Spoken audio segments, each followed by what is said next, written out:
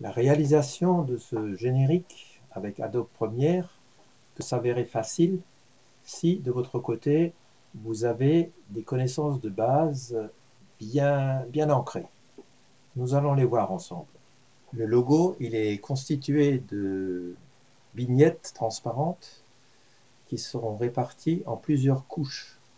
Il est donc nécessaire d'avoir une multitude de pistes et il faudra savoir supprimer ces pistes ou en rajouter, soit au-dessus, soit en dessous, avant la première piste ou après la dernière piste. Allez dans la partie grisée,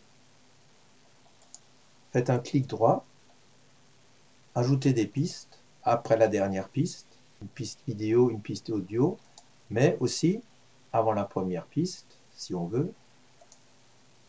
Voilà, et on choisit, et on fait OK. Et la piste se rajoute.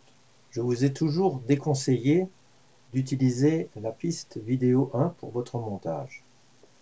Maintenant, si par hasard vous avez été amené à mettre un élément et vous voulez rétablir la situation, vous allez dans la partie grisée avec le pointeur, vous faites un clic droit, ajoutez des pistes et vous choisissez ajouter avant la première piste, une piste audio, une piste vidéo et vous faites OK. Et voilà, la piste vidéo 1 a été rétablie dans la situation d'origine et elle gardera de nouveau ses propriétés qui sont différentes des autres pistes. Ce clic droit, il est assez magique parce que il vous fait découvrir ce qui peut vous intéresser selon l'endroit où se trouve votre pointeur. Vous découvrez un menu contextuel. C'est donc le contexte qui définit l'utilité des suggestions qui vous sont faites. Et dans cette partie grise, on a également une fonction qui s'appelle magnétisme, qui devrait être activée.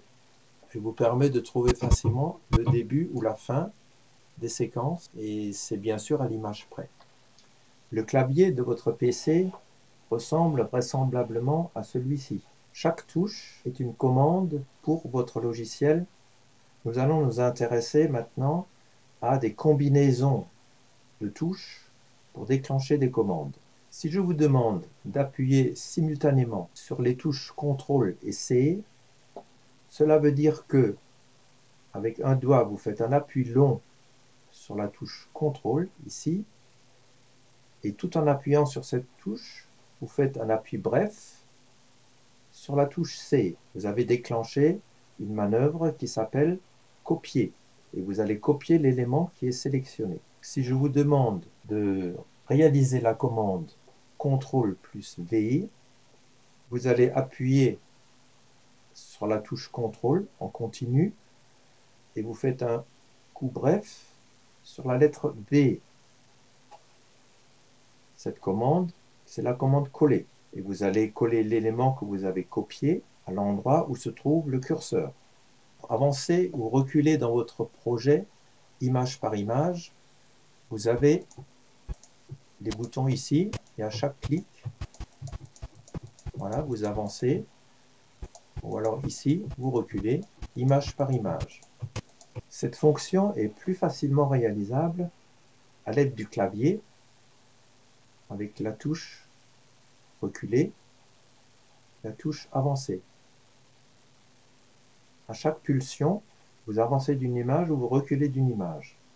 Si vous faites une pression en continu, vous avancez de façon ralentie, image par image, ou vous reculez de façon ralentie, image par image.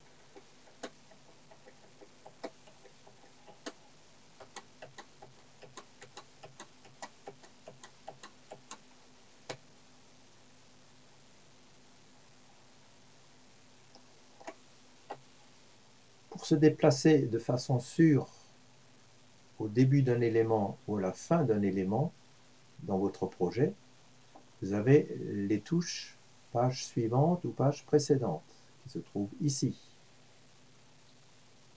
Voilà.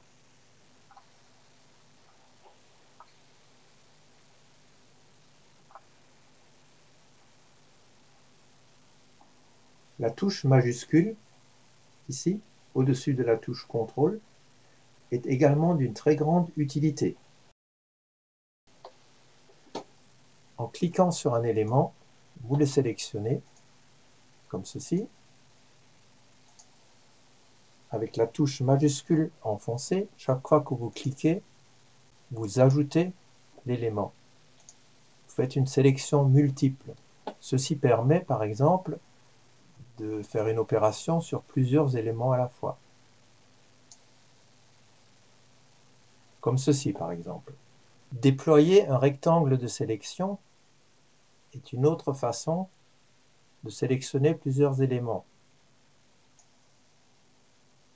Pour ce faire, il suffit de mettre le pointeur sur un endroit vierge de votre piste et la sélection se fait en déployant ce rectangle. Premier élément, enregistre votre projet automatiquement selon un rythme que vous avez défini en allant dans Préférences et vous cherchez enregistrement automatique. Donc vous voyez que cet enregistrement se fait automatiquement toutes les 15 minutes avec un nombre maximal de versions de 5. Lorsque 5 versions ont été enregistrées, la 6e version à enregistrer efface la première, et la 7e, la 2e, etc., etc. Il est parfois bon de faire des enregistrements à des moments bien précis de l'évolution de votre projet. Quand vous jugez que, par exemple, vous avez terminé une partie et vous vous dites, là, maintenant, il faudrait que je fasse une pause, je vais faire un enregistrement, je continue mon travail après, et si nécessaire, je pourrais revenir à cet endroit-là pour reprendre si, par exemple, ce que j'ai fait entre-temps ne me plaît pas. On choisit l'endroit en faisant Fichier, Enregistrer sous. Vous avez l'explorateur qui s'ouvre et vous choisissez un disque autre que le disque C, un disque où il y a de la place.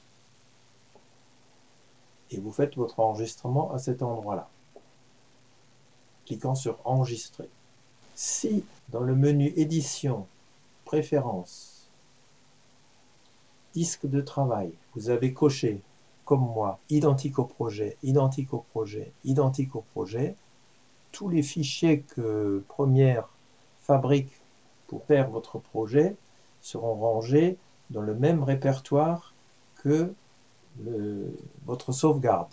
Et ce qui est bien pratique parce que vous soulagez le disque C et vous regroupez tout ce que fabrique Premiere à un même endroit, autre que C.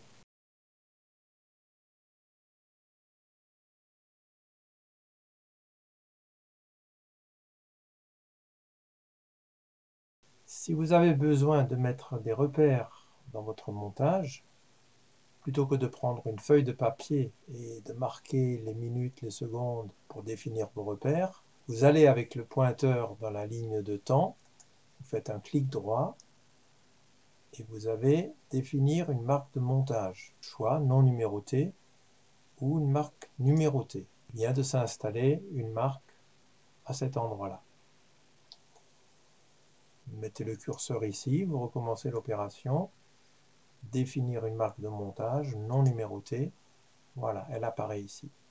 Et dans le même menu contextuel, lorsque vous vous mettez sur une marque, comme ceci, vous pouvez effacer la marque de montage.